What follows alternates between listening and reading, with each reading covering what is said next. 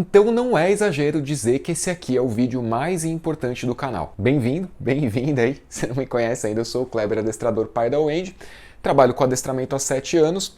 Nesse vídeo eu vou te explicar como é que você faz para ter o cachorro que você sempre quis ter, né? Aquele cachorro obediente, mas de um jeito, cara, que é diferente do que você já veio tentando até hoje, é diferente daquilo que você praticou ou viu sendo praticado a sua vida inteira, naquela medida em que você diz, ah, mas eu sempre tive cachorro, né? Sei lá, se é essa pessoa que diz sempre tive cachorro e agora tá passando dificuldade, ou se você é essa pessoa que achava, né, seu primeiro cachorro, você achava que ia ser mais fácil, tá passando perrengue, e aí você foi pro YouTube, foi para as outras redes sociais aí e viu que essas coisas que estão falando por aí não tá funcionando muito bem. Faz 7 anos que eu experimentei isso, né? Quando eu dei os primeiros passos no adestramento. Na verdade 10, que é a idade da Wendy, quando eu percebi que essas coisas que são faladas por aí têm o potencial de dar uma leve cagadinha adicional assim, no que já tava ruim. E vou te mostrar essa forma mais eficiente aí, mais assertiva, mais respeitosa com você e com o seu cachorro. E esse vídeo ele é tão importante, mas ele é tão importante que vai ter uma versão dele dentro dos meus cursos, né?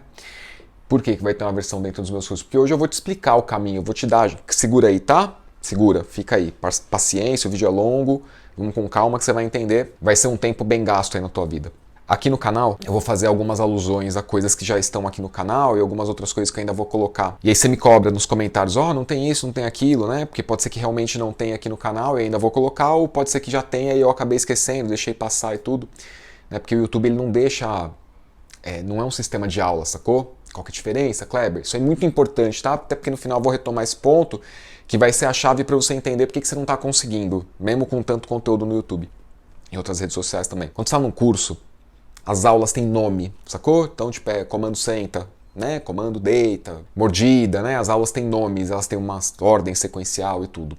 E quando você está no YouTube, você não pode colocar nome de aula. Tipo, comando senta, porque você tem que colocar um título que chama atenção, você tem que colocar um título cujas palavras o algoritmo vai entender que, porque senão ninguém acha o vídeo. E se ninguém acha, ninguém assiste, se ninguém assiste, o YouTube não mostra pra ninguém. Você entendeu? Então, infelizmente, ou felizmente, né? Porque isso aqui é de graça e todo mundo tem que pagar a conta. Então, entre parênteses, felizmente, só que é uma rede social, não é uma plataforma de ensino, né? Então por que vai ter? Porque aí eu vou colocar algumas coisas aqui como referência para você complementar seu aprendizado, mas para quem já está nos cursos, vai ter essa aula sem custo adicional, né? Já está no curso, vai estar no curso, estará no curso e vai complementar já fazendo alusão, né? Então vai ficar mais fácil para quem é meu aluno. Então se você está aqui no canal já é meu aluno, fique em paz, vai ter uma versão diferente desse vídeo aqui, né? E aí você pode assistir esse, dá joinha, legal a caramba. Mas vai ter uma versão lá dentro dos cursos, tá bom? Pra gente fazer essa parada aí, que vai ser um vídeo muito longo, bem detalhado, bem cuidadoso, eu vou dividir em 2 partes, tá? E aí, vai estrear um hoje, vai estrear um num dia, outro no outro, então se inscreve e ativa as notificações, já te pedi isso, mas enfim, eu vou te pedir ainda no vídeo, não sei. Tá, então a gente vai dividir em 2 partes, beleza? Beleza, então, primeira parte, vamos que vamos, vai com calma aí, pra gente fazer as coisas, né, bem direitinho. Então tá, então vamos começar. Ó, é relativamente simples de entender, agora que eu vou te explicar, mas foram 7 anos tentando entender por que demorou tanto tempo, porque é traduzir o emocional, e não o meu emocional, o emocional de pessoas como você que tem cachorro, né? O que eu quero dizer com isso? Aquilo que você põe pra fora quando você diz, eu quero um Shih Tzu, eu quero um Border Collie, eu quero um Akita. Por que você quer um Shih Tzu, um Border, um Akita? Porque eu acho isso, porque eu penso que vai ser assim.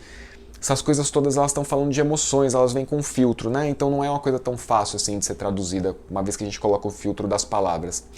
Eu até mencionei no vídeo Sapiens, uma breve história da dominância, que está aqui no canal, um vídeo recente aí, né? Eu citei, a comunicação verbal, como a gente, ser humano, utiliza, né? Nos diversos idiomas, dialetos e tudo mais, ajuda na comunicação, mas dificulta o entendimento. Né? Porque você tem esse filtro, essa barreira que dá uma camuflada assim no que a gente está sentindo, né? Então tá bom. Então vamos lá. Persista aqui comigo, vamos com calma que a gente chega lá. Então tá. E no final eu vou te explicar por que o seu mecanismo de busca que você tem no seu cérebro e o mecanismo de busca das redes sociais, do Google, YouTube e tudo mais, não é que eles estão entrando em conflito. Você vai entender. Fica comigo até o final. Então tá. Então vamos lá, Vamos começar por onde? Vamos começar pelo que eu comecei entendendo que não estava dando certo, né? Então eu falei em um dos vídeos aí que o adestramento positivo, do jeito que me foi ensinado, ele me causou muito desconforto. Eu já tinha feito o adestramento, curso de adestramento do tradicional, que aplica P+, P-, ou seja, a adição de punição, né? O mais de adição e o menos de subtração. Coisei isso, né? Fiz esse curso aí, e falei, cara, não é isso que eu quero, tá ferindo os meus valores, não sei se eu quero um cachorro pra, né, ficar punindo e tal. E depois eu fiz o curso de adestramento positivo, eu falei, cara, tá faltando coisa aí. E quando eu fui pra vida real mesmo, pegar caso que os outros adestradores não pegam, o teu cachorro toma remédio, então a gente não adestra. O teu macho não é castrado, então a gente não adestra, né? E eu fui pegando todos esses casos que eu precisava pagar a conta. E aí, cara, dá pra treinar? Dá, mas falta alguma coisa que o adestramento positivo, de modo geral, não tá entregando, ou não está entendendo, ou não está sabendo traduzir, enfim, né, em palavras, em explicação e nem mesmo em aplicabilidade do treino, tá? E essa é a minha luta, assim, né? Foi isso que eu vim fazendo nesses últimos 7 anos e por isso que, né, o pessoal que chega aqui acaba curtindo, assim. Que o pessoal fala, né, pô, a tua teoria, assim, as coisas que você fala tem muito embasamento, sinto muita confiança. É verdade, tem muito embasamento, tem que sentir confiança mesmo, porque eu trago muito embasamento. Tem muito processo de investigação, assim, sabe? O que o fulano falou, o que o cachorro fez, como que a pessoa agiu, como que esse cachorro está respondendo a isso, né? E aí eu fiz o evento Livro das Profecias, que eu contei que tudo que o cachorro faz ou deixa de fazer é previsto, é 100% previsível. Vai ter um vídeo falando sobre isso aqui no canal em breve também, então se inscreva, ative as notificações. Mas eu já comecei o vídeo, tá? Como você enrola? Não, já comecei o vídeo. Tô preparando aí a sua visão da parada pra gente chegar na mesma página. Então vamos lá. A visão tradicional do adestramento é aquela da obediência, não é a do relacionamento. E isso é um jogo fadado a dar errado, assim, né? Um jogo que se você jogar você vai perder. E talvez você nem perceba que está perdendo, porque você vai persistir ali através de um processo que foi martelado na sua cabeça, na cabeça de muita gente aí, de quase todo mundo, que é esse da dominância, nos últimos 50 anos. Então, por mais que você nunca tenha visto, talvez você chegue aqui, é o teu primeiro cachorro, você deu sorte de cair nesse vídeo, que legal, que bom, mas isso aqui você está ouvindo pela primeira vez. E a coisa da dominância no adestramento, a coisa do eu mando, o cachorro obedece, fala não, seja firme, você tem que ter uma energia calma, assertiva, cachorro fez errado, você tem que aplicar punição, essa coisa ela é exemplificada diariamente na nossa sociedade, entendeu? Nas nossas relações sociais, no trabalho com o chefe babaca, em briga de trânsito, com a família, que o pai o pai é o empoderado, a mãe às vezes fica ali numa posição meio vulnerável, casamentos infelizes, né? E o pai e a mãe de modo geral mandam no ser que é o mais inferior, submisso ali, que tem menos controle de si e controle de variáveis. Isso acaba sendo uma relação de dominância. E antes que você levante, né, suas cortinas aí, os seus filtros, tal, cara, continua, tá? Continua aqui comigo, porque tudo isso já foi explicado no canal ou será ainda. Então eu tô trazendo algumas coisas para você ir pensando, tá?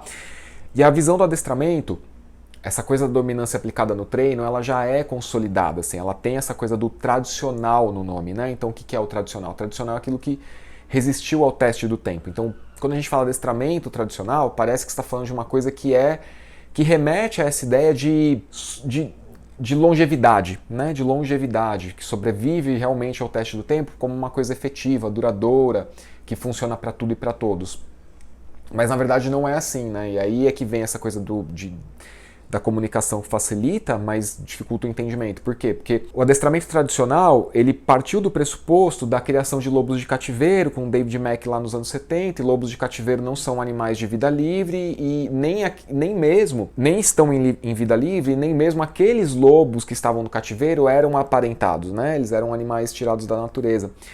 E inseridos num contexto, num ambiente artificial limitado com relações com outros animais da mesma espécie, que, eu tô sendo redundante, talvez você já me acompanhe aqui no canal, mas que eu não sei, né, se você tá chegando aqui ou não, então é importante dar uma leve explicada nisso. Quando não há essa relação de confiança entre membros, né, acaba que a relação de dominância através da força vai prevalecer, porque é a única forma de comunicação. A gente pode pegar isso muito claro na internet, por exemplo, né? Por que as pessoas vêm na internet e se sentem super à vontade para xingar? Porque não tem uma relação de vínculo, entendeu? Então, nada a ver com o que você está falando. E aí vai, né? E aí vai escalando. Ao passo que quem conhece, tem um vínculo, por mais que discorde, tem mais cuidado na palavra, na forma como coloca as palavras, em respeito, em consideração aquilo que já foi construído de relacionamento, e por exemplo, aqui no canal, né? Pode ter algum aluno meu que discorde, acho pouco provável, mas pode ter. Como já tem um histórico construído com essa pessoa de ter ajudado ela a construir resultado na vida dela, por mais que ela discorde desse vídeo, ela não vai chegar com 52 pedras na mão. Ela vai parar, vai analisar, vai falar, Kleber, isso, aquilo, não entendi, acho que está incoerente e tal. Ela vai dar o ponto de vista dela que eu não sei qual vai ser, né? Sem ferir, tomando esse cuidado de não ferir, né? Então essa relação de dominância, ela não é através de força, ela é através de diálogo. Ela é através do relacionamento que já tem um histórico e que foi construído, entende? E com os lobos de cativeiro não rolou essa parada, né? Eu tô trazendo paralelo. Porque eles não tiveram esse relacionamento construído através do tempo. Eles foram jogados ali, né? Resgatados da natureza, sei lá qual foi o rolê de cada lobo que estava lá, mas eles não tiveram tempo. E aí, de se relacionar, de se estudar e tudo mais, estavam em ambiente limitado. Seria o equivalente a dizer, seres humanos em, como é que chama aquele negócio? Campo de refugiado. É isso aí que é o ser humano, olha como eles são, né? Eles são sujos, não é assim, você entendeu? Né? É uma situação adversa ali, extrema, tá? Esse é o paralelo, beleza.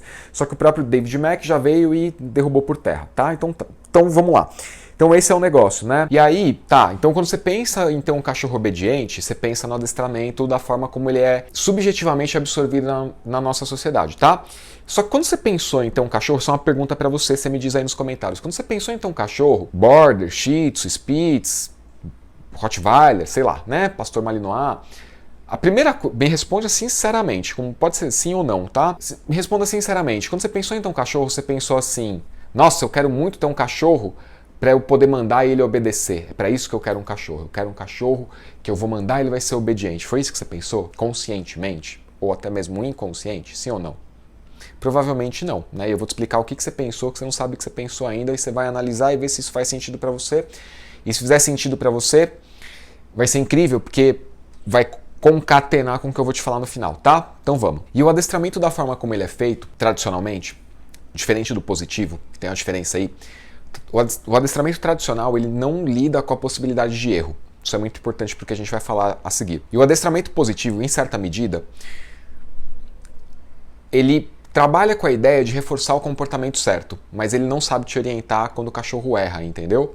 E isso é uma das coisas que falta no adestramento positivo hoje, essa teoria bem embasada de como é que tem que funcionar o negócio. E de um jeito ou de outro, eu trouxe aqui no vídeo, né, métodos não incríveis, vou deixar no card. De um jeito ou de outro está te atrapalhando, né? Você não está conseguindo o que você quer. Positivo, que fala para você valorizar acerto, mas não te diz o que você faz quando o cachorro erra. E o punitivo, né, o misto, o negativo, eu chamo de negativo, tá? Para nossa conversa aqui, o adestramento tradicional, que aplica a punição, é o adestramento negativo. Ele vai trabalhar com a impossibilidade do erro. Você não vai deixar o teu cachorro errar. Você vai microgerenciar o teu cachorro meio que o tempo inteiro. Vai ser uma coisa que vai te fazer surtar em algum momento, porque isso é possível durante algum tempo, mas não para 10, 15 anos, entendeu? O que vai acontecer ao longo do tempo é que você vai se acostumar com uma situação ruim, porque a gente se acostuma com tudo na vida, né? A não ser que a gente mude, a gente vai se acostumar. E não é que o cachorro para de fazer cagada, é que você se acostumou com aquele nível de cagada, entendeu? E aí a tua vida ela vai partindo para patamares menos satisfatórios, vamos chamar assim. Você queria mais, mas você aceita o mínimo, porque dizem que é assim, né? E a gente tem muitos exemplos sociais, influenciadores, blogueiros postando um monte de cagada todo santo dia. E aí, subjetivamente, no inconsciente, dá a entender que é isso mesmo, né? Porque, pô, a pessoa é influenciadora. Isso é um pensamento inconsciente do ser humano, né? Tá fazendo, então deve ser bonitinho. Ah, eu achei bonitinho, então deve ser legal. E 88 mil pessoas também acharam bonitinho. E aí o ponto que eu já quero te chamar a atenção é assim, tá tudo bem o seu cachorro fazer cagada durante um certo período da vida, né? Se você adotou um adulto, se você trouxe um filhote, ele vai fazer cagada, eu vou te explicar por quê. Você não tem que impedir a cagada. O erro é onde está o diferencial, né? O que é o certo e o que é errado. O cachorro não entende dessa forma, ele entende como comportamento que ele está fazendo, eu vou te explicar isso de uma forma diferente hoje do que os adestradores de modo geral explicam por aí, né? O cachorro está tentando coisas, até ele entender o comportamento que traz recompensa e o comportamento que não traz recompensa, para ele qualquer coisa vale. Adulto adotado, filhote comprado adotado. E aí, para deixar uma coisa assim mais enxuta, né, um passo a passo aqui resumido do que a gente vai falar, para você entender. Como é que a gente tem o cachorro obediente? Eu vou te dar o passo a passo agora rapidinho, presta atenção, anota e depois eu vou te explicar, tá? A gente tem que entender de onde veio esse cachorro, a história dele, a genética, né, quem são os pais, né, como é que foi a criação e tudo, se é que a gente sabe né, de canil responsável ou de canil de fundo de quintal, ou se é um cachorro adotado que passou por ONG, a gente precisa entender quem é esse cara, esse indivíduo aí, tá? Então esse é o primeiro passo, porque isso aí vai modificar a forma como se lida com ele.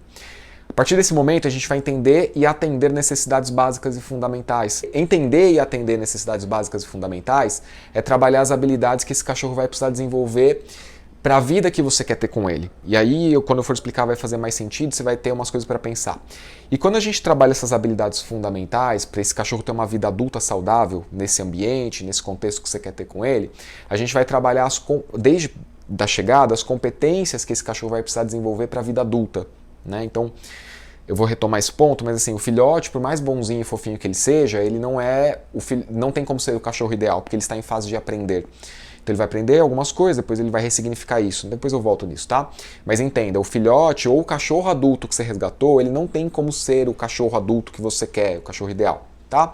Porque ele vai precisar desenvolver competências ao longo do tempo com você, é você que vai ter que atender e entender e atender isso. E aí sim, com o tempo, se for um filhote por volta de 1 ano e meio ou mais, não antes, raramente antes, se for um adulto, a partir de 8 meses, 6 a 8 meses com você, ele vai ter o potencial de se tornar o cachorro ideal.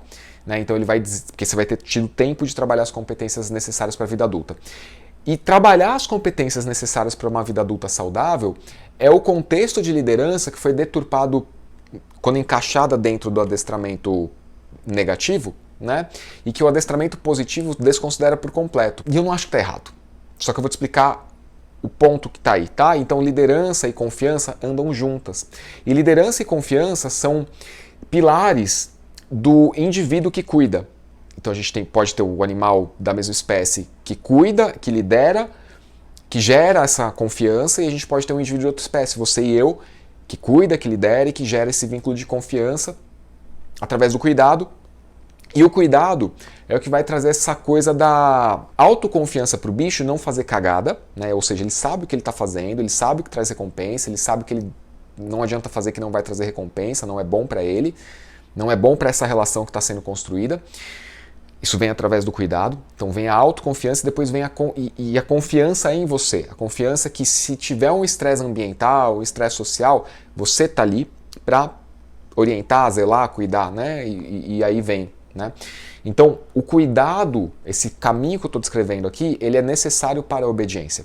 Se a gente fizer o caminho reverso, você não tem obediência sem o cuidado, você não cuida sem liderar, por exemplo, eu vou te explicar isso, sem cuidar, né? Você não tem obediência sem cuidar, sem liderar, sem gerar confiança. Você não lidera e não ensina essa coisa da confiança e da autoconfiança sem ajudar o cara a desenvolver as habilidades necessárias para uma vida adulta saudável. Você não faz isso, né? Ensinar as habilidades necessárias para uma vida adulta saudável, sem trabalhar as habilidades fundamentais que o cachorro precisa para essa vida que ele vai viver, e você não ensina as habilidades fundamentais que o cachorro precisa para viver, tal, sem entender e atender necessidades básicas e fundamentais, que é aqui que a gente vai começar. Então, se tem um caminho claro que você pode fazer engenharia reversa para o cachorro adulto, ou para um filhote que você pegou e hoje é adulto e você nunca ensinou isso que eu vou te falar, você pode fazer essa engenharia reversa e vai dar tudo certo, né? Então, exemplo, tá? Não estou te vendendo nada, mas só para você saber.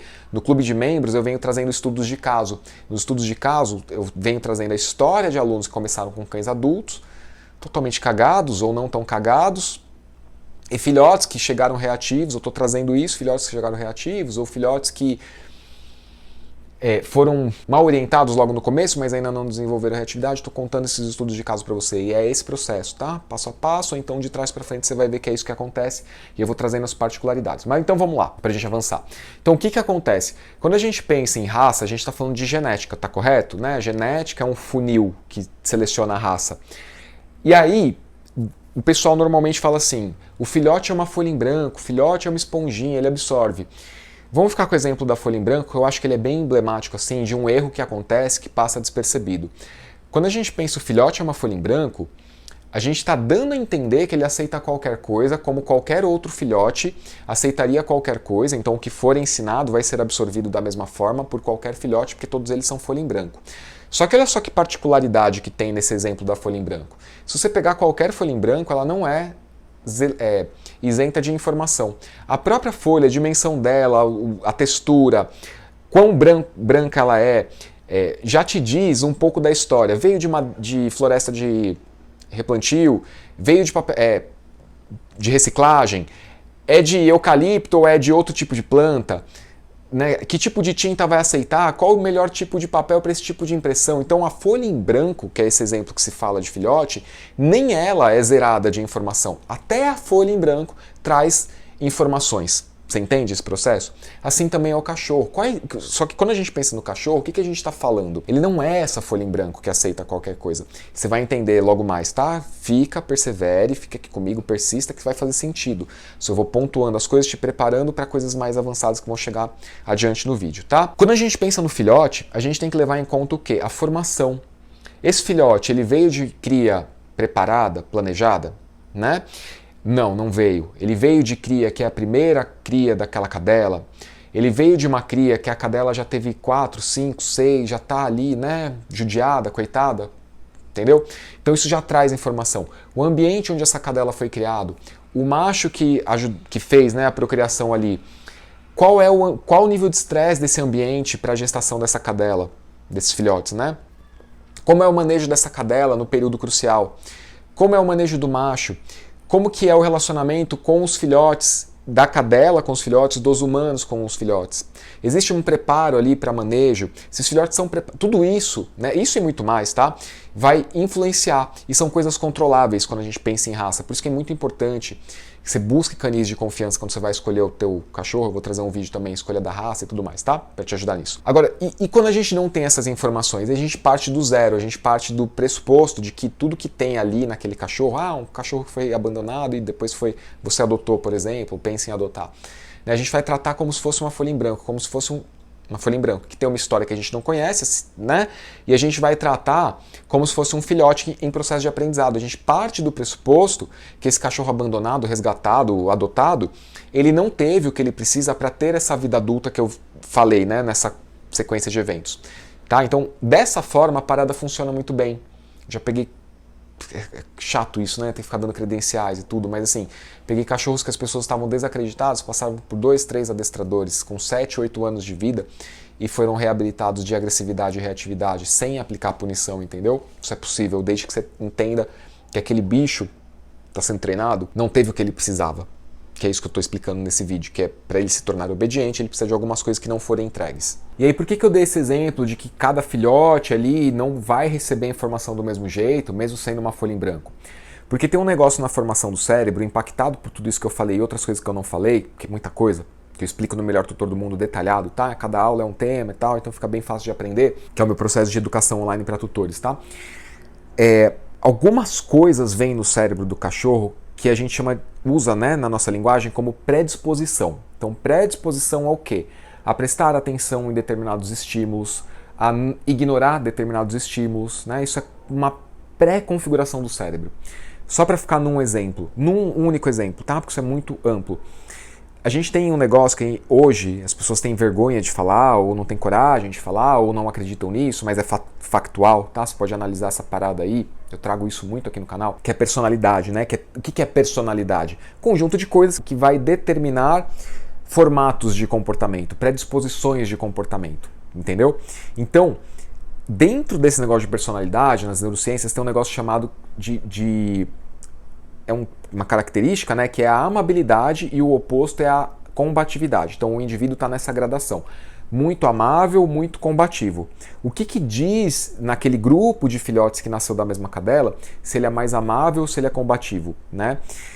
Muitas coisas vão influenciar nisso, tá? Pode ser que saiam todos muito doidos, pode ser que saiam todos muito carinhosos, assim, né? Muito afetuosos. Dentro disso tem outras coisas também. Tem muitas coisas, tá? Eu só estou pegando um elemento. O indivíduo que é mais amável, né, que ele é mais do afeto, busca mais referencial humano, quer estar mais próximo das pessoas, você não precisa aplicar punição. Você não precisa, porque se você aplicar, ele vai ficar assustado, a confiança dele vai ser minada.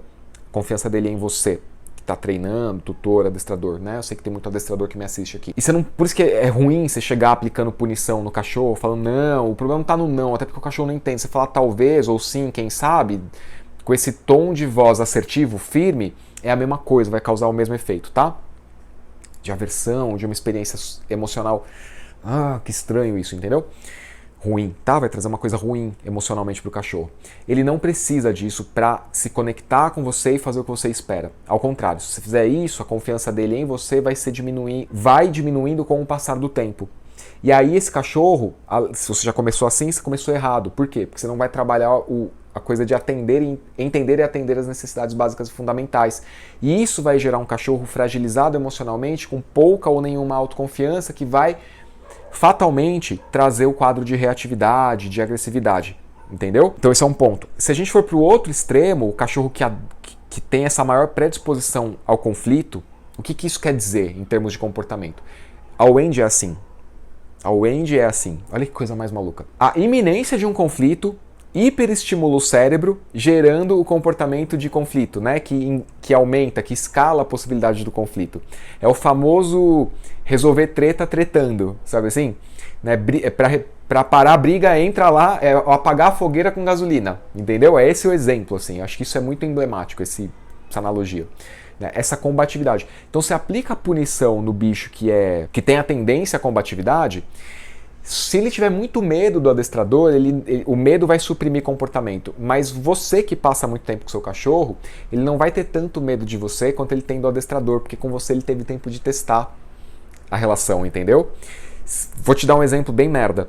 Se você quiser usar treino negativo, aplicar punição, usa desde o dia 1 que você pegou o teu cachorro. É muito ruim isso, tá? Mas se ele for tendencioso à hiperestimulação pelo conflito, a escalar o conflito, se ele tiver essa tendência e você aplica o treino punitivo desde o começo, com o adestrador ali com você, o teu cachorro, por mais que ele te teste, tem esse aprendizado ruim desde cedo. Então você vai suprimir comportamento. Vai ser tão ruim quanto pro outro cachorro, ele vai ter que explodir em algum momento isso, normal, não tem o que fazer.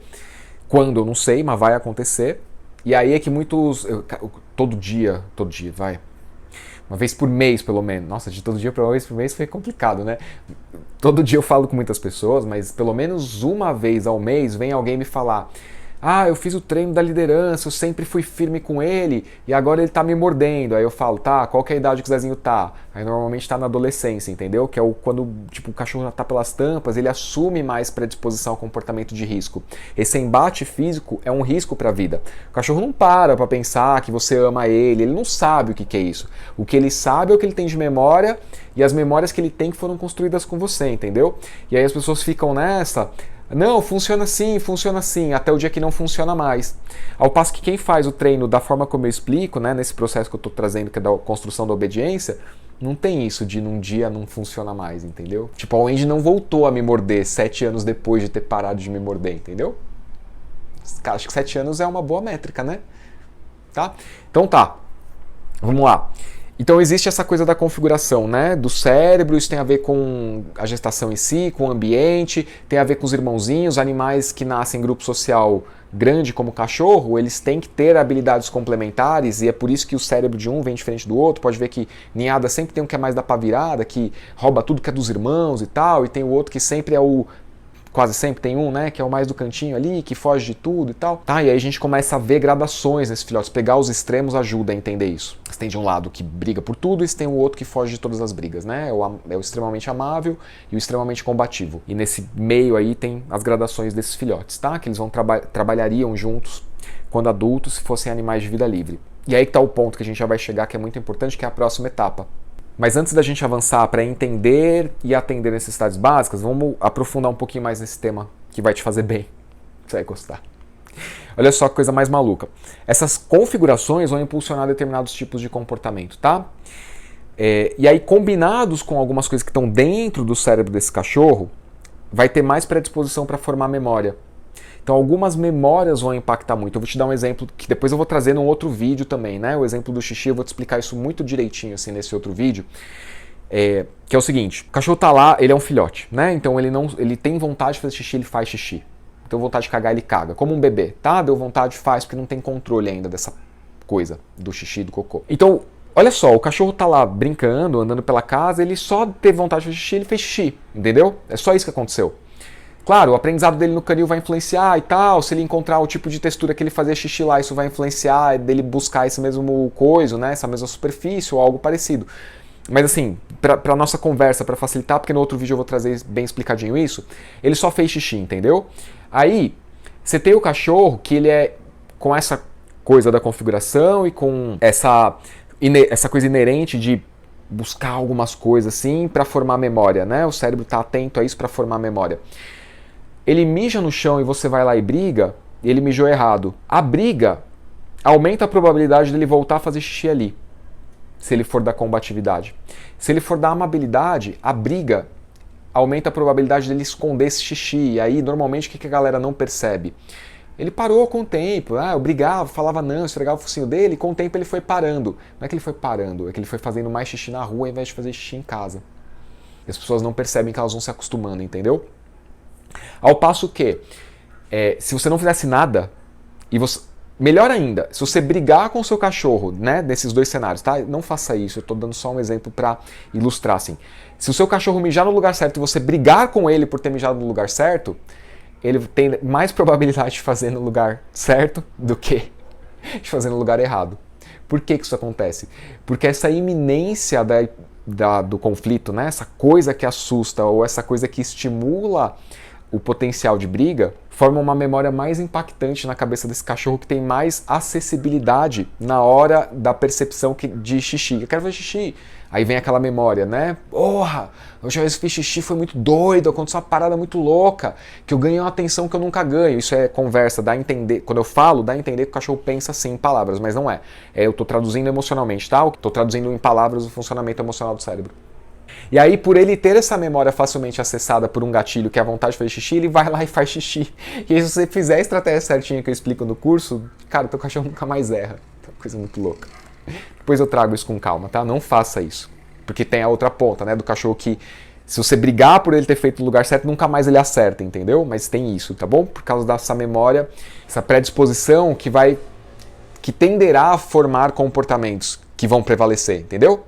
Tá? Então tem isso aí. Isso é muito doido. Mas tá, então vamos lá. O que a gente pensa assim do filhote, né? Isso é muito importante. Para já entrar nesse tópico aí da necessidade básica e fundamental. Cara, você deve ter visto, você tem um filhote, ou se o seu cachorro adulto, um dia ele foi filhote e viveu com você, né? Você não adotou um cachorro adulto. Você deve ter visto. Mordida, redireciona. Mordida, redireciona. Cara, isso é a coisa mais estúpida que você pode fazer pelo seu cachorro. Pronto, falei. Por que isso é uma coisa estúpida? Porque isso não ajuda o cara a desenvolver o pensamento, né? Porque isso não atende necessidade básica e fundamental. Você precisa entender por que esse cachorro tá mordendo. E aí é que muita gente já correu do vídeo, né? Como é que eu vou entender? Ai, que trabalho, vou tentar redirecionar. Sempre fiz e deu certo.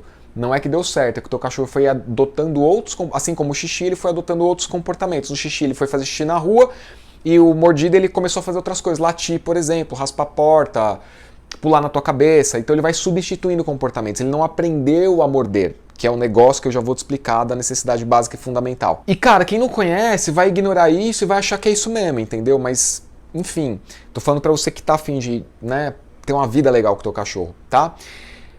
Então, quando a gente vai trabalhar a mordida, por exemplo, que é entender e atender necessidade básica e fundamental, a gente não trabalha só a mordida. Por quê? Porque a mordida é o primeiro comportamento natural do filhote. A mordida é tudo que ele tem. É o que ele usa para dizer que está com frio, com fome, com sede, com entediado, que está com dor de dente, que ele quer fazer alguma coisa, que ele está tentando... Né? Ele só tem a mordida para se comunicar. Quando ele vai vivendo e passando os meses e anos, ele vai desenvolvendo novas formas. Mas enquanto filhote, ele só tem a mordida. E a mordida é uma necessidade básica e fundamental que precisa ser entendida e atendida, porque ela é o primeiro mecanismo para redução de estresse. Então o cachorro que não morde, as pessoas falam assim pra mim: ah, o meu nunca mordeu nada. Que merda, porque você tá me dizendo então, pode olhar se for o teu caso, tá? É um cachorro que late muito, que late mais hoje do que latia quando era filhote. Não late muito, mas assim, se você observar no passado, tem uma escalada de latido, entendeu?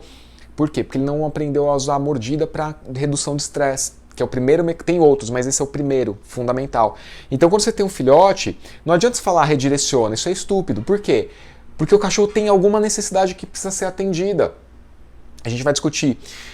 E aí que tá o negócio. Se você só adotar a estratégia de redirecionar, isso não vai ter fim nunca.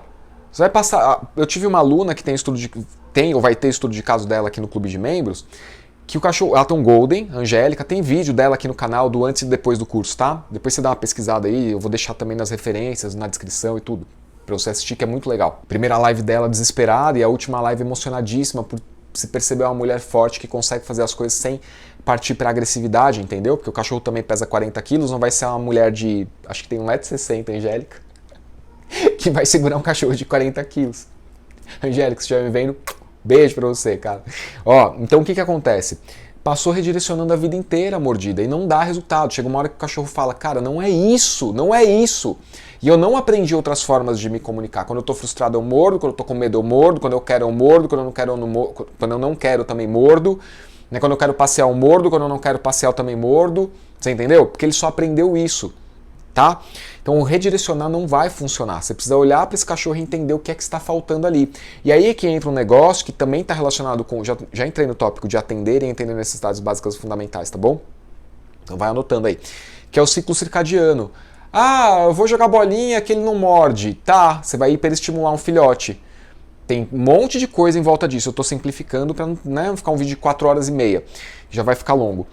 Cara, ciclo circadiano é organizar a atividade e repouso. É simples dessa forma. Tá? Tem PDF no curso, tudo. Já falei isso várias vezes aqui no canal, em live, em evento. Já foi falado centenas e centenas de vezes.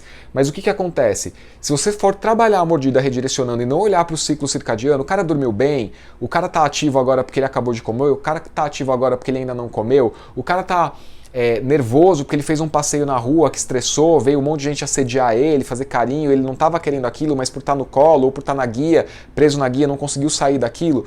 O que aconteceu? Se você não olhar para aquilo que cerca o cachorro, vai ser estúpido ficar redirecionando mordida. Não vai trazer resultado, tá bom? Por isso que eu falo, entender e atender necessidades básicas e fundamentais. E esse negócio de entender é pensar como um indivíduo daquela espécie. Porque o lobo, por exemplo, que deu origem ao cachorro, quando ele vê um filhote mordendo as canelas dele, ele tá cagando para isso. Ele já foi um filhote, ele fazia isso também, entendeu? Então ele não vai aplicar a punição. Quando o lobo rosna para um filhote, para ele parar, ele não está aplicando uma punição. Ele está usando a comunicação que ele tem. O lobo, o cachorro adulto, não tem a opção de falar... Meu irmão, na moral, você está sendo chatão. Porque veja bem, eu sou um cachorro de 10 anos de idade, eu já passei dessa fase, eu sou um senhor, entendeu? Eu sou um idoso, eu não tô afim agora. Ele não tem essa opção. Então ele tem que rosnar. Isso não é uma punição, isso é a comunicação da espécie. Enfim, eu não tô aqui para converter a cabeça de adestradores que pensam diferente, né? Eu tô explicando para você que tá afim de ver o cachorro como ele é, tá bom? Beleza, então vamos lá. Então você, enquanto humano, vai entender que o cachorro é um cachorro que precisa ser orientado e atendido enquanto cachorro.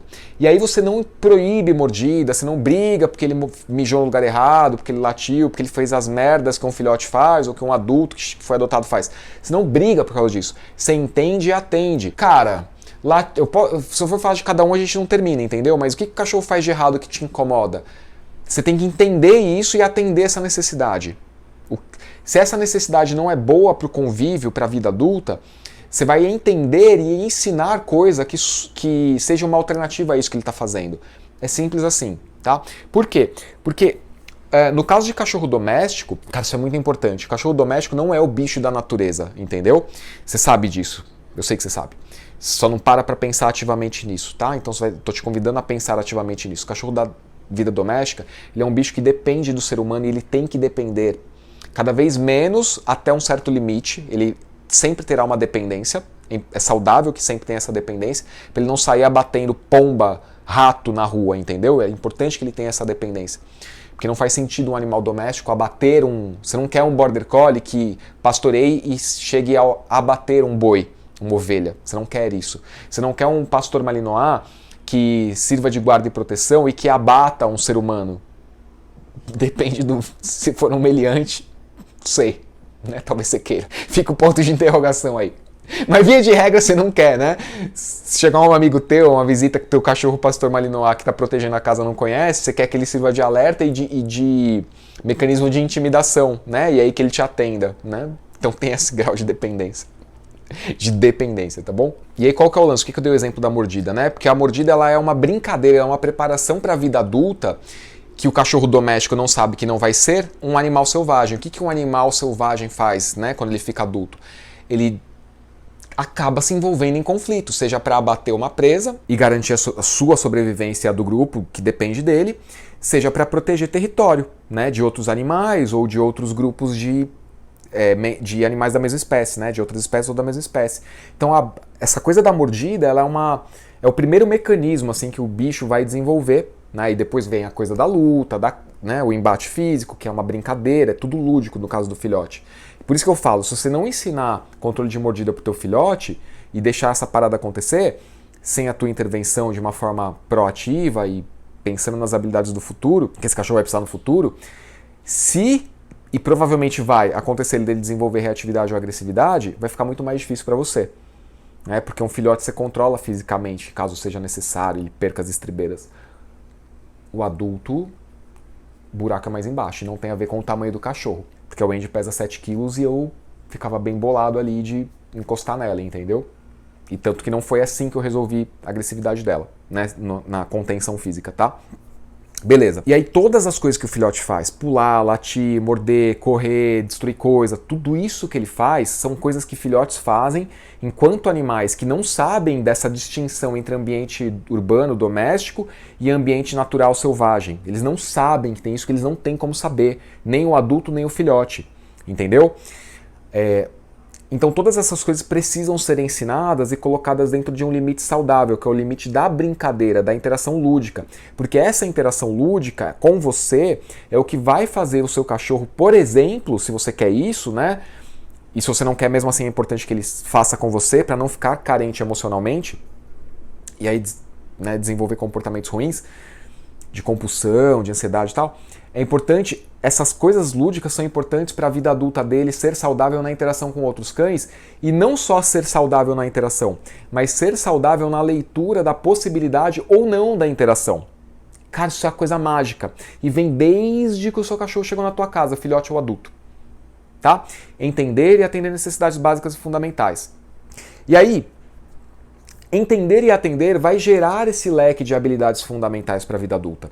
Entender e atender gera o leque de habilidades fundamentais para a vida adulta, que em última instância a gente está falando de habilidades sociais, de leitura da linguagem corporal de outro cachorro, de outras pessoas ou de outros animais, mas não só isso, né? Muitas vezes, tá? Eu vou citar aqui porque eu também vou trazer no canal. Animais de espécies diferentes na natureza convivem pacificamente, até o momento que um lobo, uma hiena, um dingo, né, aquele cachorro australiano, fala: meu irmão, na moral eu tô com fome. Aí pronto. Aí acabou a convivência pacífica. Enquanto ele tá ali de boa, né, o caçador, o predador tá ali de boa, os outros estão tipo vivendo a vida deles. Eles estão de olho e tal, mas assim, cada um no seu quadrado. E isso é uma habilidade social importante, que se você tem, por exemplo, um cachorro de pastoreio, se você tem, por exemplo, um cachorro de uma raça normalmente utilizada para guarda e proteção, e se você tem um cachorro desses pequenininhos de colo, Spitz, Maltese, Lhasa, Shih Tzu, que, né, aí na contramão é assediado com muito mais frequência do que um pastor malinois, né, pitbull e tal. Se você não trabalhar essa coisa do viva e deixe viver, ensinar para o seu cachorro que você e seu cachorro são o centro do mundo dele, você e o seu cachorro, não ele, não você. Você e ele juntos são o centro da vida dele, né, com você ele tem tudo que ele precisa. Se você não ensinar isso, você está deixando de ensinar uma habilidade social que animais aprendem na natureza, que é a convivência pacífica com outras espécies. Estou dizendo que a natureza é linda, que não tem abate, que animais não morrem. Não é isso que eu estou dizendo. Você entendeu claramente o que eu estou dizendo. Que se o bicho não consegue coexistir com outras espécies, ele caça tudo que ele vê, ele vai morrer de fome. Então não faz sentido, por exemplo, na natureza ter um bicho como isso que a gente tem aqui na nossa vida urbana. Um Border Collie que corre atrás de todos os carros, um Border Collie que passa o dia inteiro correndo atrás de bolinha, outra raça, né? Um Golden que quer interagir com tudo e com todos. Não faz sentido na vida natural. Isso na vida natural é muito importante que seja dito. Não existe meio equilíbrio. Ah, ele é mais ou menos, tem dia que não existe meio equilíbrio. Meio equilíbrio é meio desequilíbrio. Então um meio desequilíbrio é desequilibrado. Na natureza isso não garante a continuidade da vida, tá? Então essas habilidades fundamentais, trabalhadas desde a chegada, elas são, em última instância, essa convivência pacífica com outras espécies. Eu, você e esses bichos barulhentos que se movem por terra e por ar, né? Helicóptero, avião, carro, ônibus, moto, bicicleta, né? Esses bichos aí, o cachorro não sabe que são máquinas, entendeu? Não tem essa cognição. Tá. E aí, como é que a gente faz para desenvolver essas habilidades fundamentais? Que não tá no passo anterior, que é entender e atender. Para a gente desenvolver habilidades fundamentais, a gente vai trabalhar o desenvolvimento, a gente vai estimular a utilização dos 5 sentidos. Os 5 sentidos, né? E eu e você também temos: visão, sempre que você vai, por mais idiota que seja, sempre falta um. Visão, olfato, paladar, audição e tato. Uhul. Né? Esses 5 sentidos, eles pressupõem equilíbrio, né? Pressupõem o equilíbrio das habilidades que o bicho precisa para viver numa vida adulta saudável. Não adianta usar só um. Border Collie, só visão, vou pastorear tudo. Beagle, vou cheirar tudo que eu encontrar e vou comer, botar pra dentro. Golden, nossa, tudo que eu encontrar eu vou morder, que eu preciso morder tudo que eu encontro, que eu sou um retriever. Não adianta trabalhar só isso, é aí que falha miseravelmente a ideia do adestramento positivo, como é ensinado tradicionalmente, que você tenta aplicar e não consegue. Porque falta isso. Esse equilíbrio dos 5 sentidos. E tem um passo a passo para essa parada que eu já expliquei no evento Livro das Profecias Caninas, que se você quiser se inscrever no link que está na bio aí e tal, depois também no final eu vou te fazer um convite, tá? Em função da data que está estreando esse vídeo. Enfim.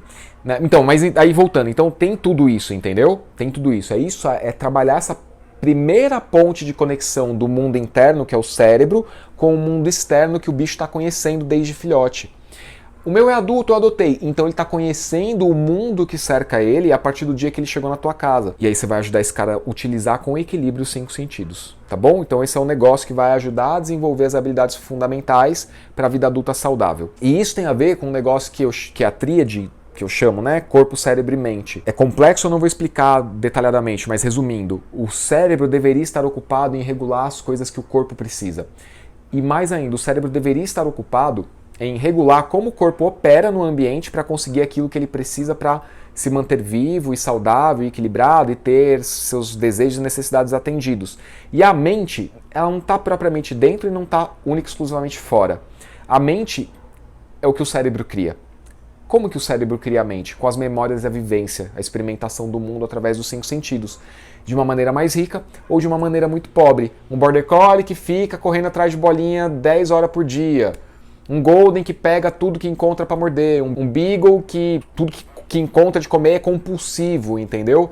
Não consegue ficar sozinho, muito ansioso, né? Tá com a vida pobre. Por quê? Porque os 5 sentidos não estão sendo estimulados. Tá? Ele tem só uma prevalência de 1 ou 2 sentidos ali. E eu já peguei cachorro, por exemplo, que não aceita toque. Aí, uma outra falha de adestramento positivo. Você tem que respeitar o seu cachorro. Sim, você tem. Mas é possível você conviver com seu marido, com a sua esposa, com seu filho, sem poder tocar nele? E mais ainda, eu vou além. É possível você viver com alguém que você ama e que diz que te ama, né? Ou não diz que te ama, mas supostamente você acredita que te ama. É possível você viver com esse bicho, cachorro ou humano, que foge do seu toque quando tem a iminência de acontecer? Eu já peguei cachorro assim. Você tem que respeitar. Cara, meu irmão, na moral, fica um pouco difícil assim, entendeu? Fica um pouco difícil assim. Então a gente vai respeitar, mas isso não tem que ser aceito pro resto da vida. A gente vai trabalhar esse limite aí, porque isso, o cara estava me dizendo claramente, eu tenho uma limitação de existência e experimentação do mundo. E a gente reverte essa parada e o cachorro de fato não vai ficar num curto espaço de tempo, o fã número 1 do toque, do carinho. Mas ele vai aprender que as relações mais saudáveis que ele pode construir tem carinho e tem toque. Isso é mágico, cara. Isso é mágico de acontecer, tá? Vamos lá. Nessa nossa escadinha aqui, as habilidades fundamentais vão ajudar a desenvolver as competências da vida adulta, né? Que é isso tudo que eu já falei aqui, tá? Só que aí eu vou só complementar. Quando um animal na natureza desenvolve as competências da vida adulta, ele aprende a trabalhar em conjunto com os outros membros, né? Sendo o cachorro que é, o lobo, né? Que são animais que vivem em grupos sociais relativamente grandes, né, comparado com outras espécies, não tão grandes quanto hienas, não tão pequenos quanto onças e leões, por exemplo, mas intermediário aí nesse processo, tá? Então ele vai aprender e ele vai, em conjunto, um vai ser melhor de rastrear, um vai rastrear olfativamente, outro vai ser mais sensível auditivamente, outro vai ser melhor na utilização do corpo, na emboscada, portanto, vai ser mais veloz, né? Então, e eles vão trabalhar em conjunto.